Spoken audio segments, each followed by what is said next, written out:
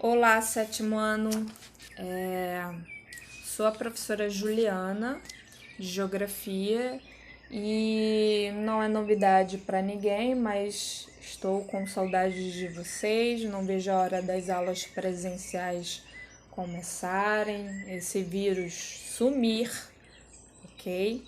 Bom, nosso planejamento é o seguinte: a gente dá continuidade ao entendimento das transformações no espaço geográfico brasileiro.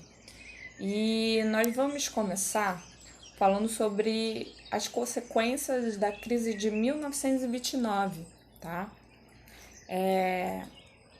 Entenda que a expansão das atividades industriais após a crise de 29 deu início a um processo de mudanças no espaço geográfico, né? Quais são essas transformações? Ou melhor, quais são essas consequências, né? As cidades, elas se multiplicaram, pois eram por diversas razões mais adequadas para a instalação de fábricas. Vou te dar um exemplo. Os gastos com transporte para levar a mercadoria até a maioria dos consumidores eram menores. Nas áreas urbanas era maior a oferta de água e de energia. Também abrigava mão de obra e os principais consumidores de produtos industrializados, tá? Então a cidade tinha era ideal para poder instalar essas fábricas, né? Então a mudança ocorreu nas cidades. Então as cidades se multiplicaram. As cidades, elas passaram a ter importância cada vez maior no Brasil a partir do surgimento da indústria. Nelas se concentrou o dinheiro por uma nova classe social privilegiada, ou seja, os empresários industriais e os comerciantes. Quando as cidades começaram a crescer, impulsionadas pela expansão das fábricas, surgiram outras atividades, como, por exemplo, escolas, hospitais e lojas, tá? Essas novas atividades atraíram muitos trabalhadores que viviam no campo, tá? E no espaço agrário, a concentração fundiária ao mesmo tempo avançava e dificultava a permanência das pessoas, que acabaram o quê? Migrando em massa para as grandes cidades. Esse deslocamento de pessoas que viviam no campo em direção às cidades é chamado de êxodo rural, tá? O êxodo rural foi mais intenso a partir da industrialização, que se concentrou aí no centro-sul do país, tá? Nos estados do Rio de Janeiro, São Paulo. Deslocaram-se para as cidades, principalmente pessoas das áreas rurais mais pobres, que não tinham água, não tinha saneamento, não tinha hospitais, escolas, e foram atraídas principalmente pela oportunidade, às vezes digo até muito ilusória, né? Então eles estavam em busca de melhorar seu padrão de vida, sua qualidade de vida. A industrialização e o êxodo rural, eles promoveram grande diversificação das atividades urbanas. Consequentemente, o Brasil foi deixando de ter uma economia agroexportadora, ok? Essa é uma tela de Cândido Portinari, que se chama Retirantes. Essa obra, ela retrata retirantes migrando em busca de melhores condições de vida, ok? Ou, como eu disse antes, é a procura de qualidade de vida, tá? Agora vamos conversar um pouco sobre mudanças na política brasileira. Bom, a transformação do Brasil em um país urbano industrial gerou uma elite urbana que passou a influenciar as decisões do governo. Essa nova elite, ela concentrou dinheiro e assumiu o controle de atividades, especialmente urbanas, como indústria, estabelecimentos e meios de transporte, ok? Os privilégios continuaram concentrados nas mãos de uma poderosa oligarquia. O que é a oligarquia? É um regime político no qual o governo encontra-se sob o controle de um pequeno grupo de pessoas, geralmente do mesmo partido político, ok? Então, entenda que essa industrialização ela criou condições para o surgimento de uma classe média composta por médico, advogado, professor, pequenos comerciantes, dentista, tá bom? Essa nova sociedade era muito diferente daquela de alguns séculos atrás, que era só composta por donos de terra, trabalhadores rurais e além de alguns poucos comerciantes, ok?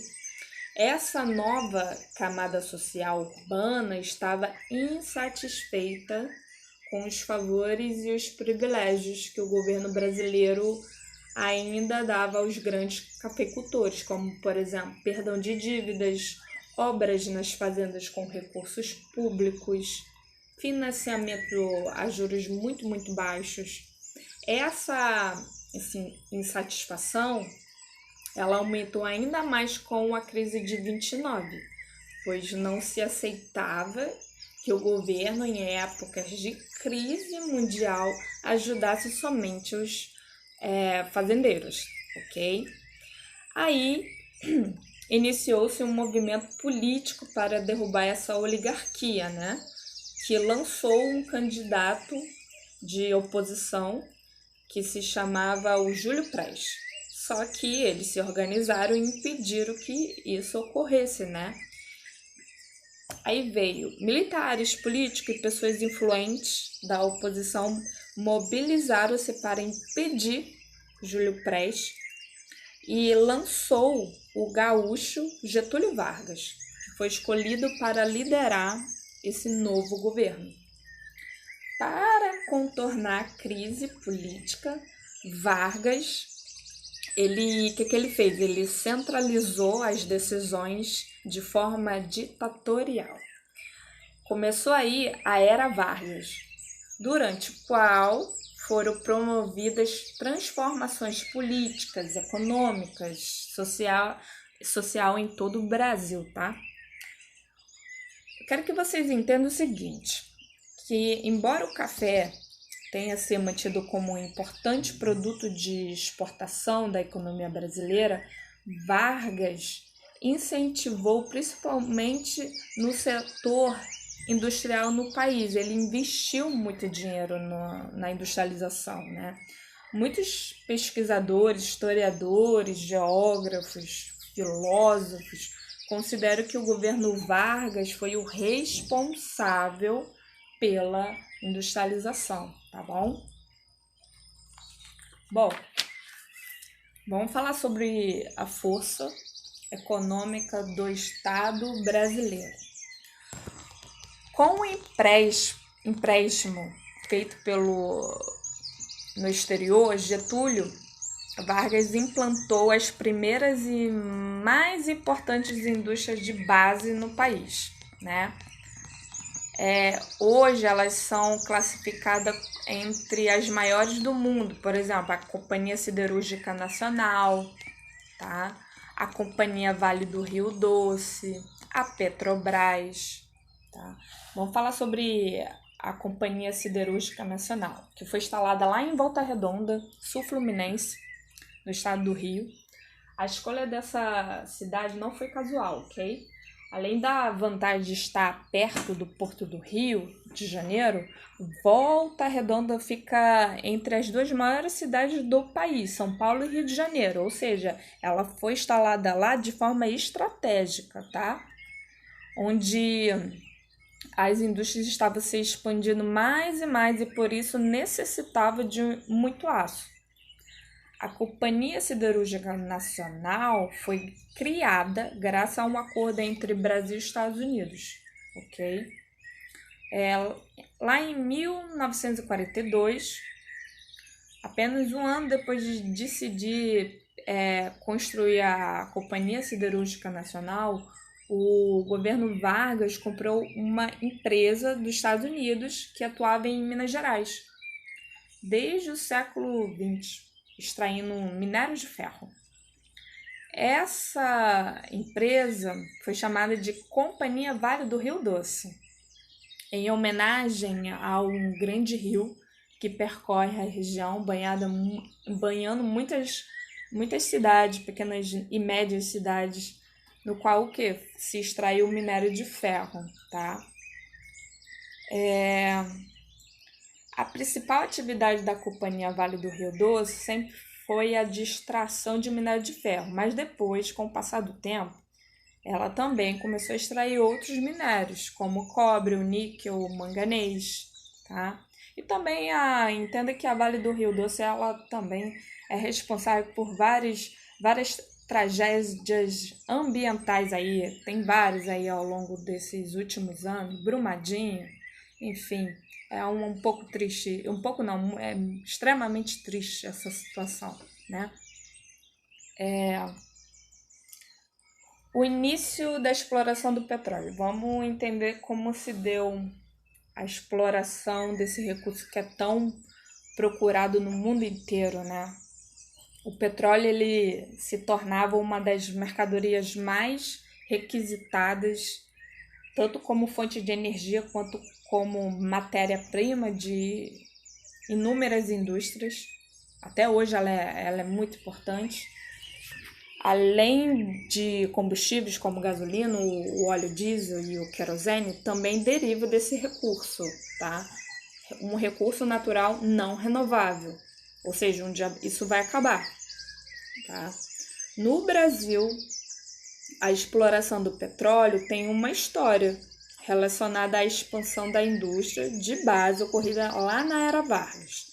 As primeiras notícias desse recurso natural em nosso território ocorreram lá em 1858, quando foram encontrados sinais de petróleo na região de Ilhéus, tá? Quando encontraram petróleo no Recôncavo Baiano, perto de Salvador, Bahia. Mas até a década de 30, 1930, os resultados da prospecção de petróleo no Brasil foram desanimadores, tá? Mas foi lá em 1938, o governo fundou o Conselho Nacional de Petróleo.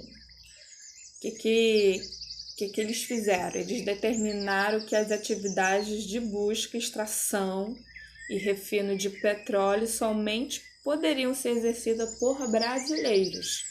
Logo a seguir, em 1939, foram descobertas jazidas de petróleo no Recôncavo Baiano, na região de Lobato, tá?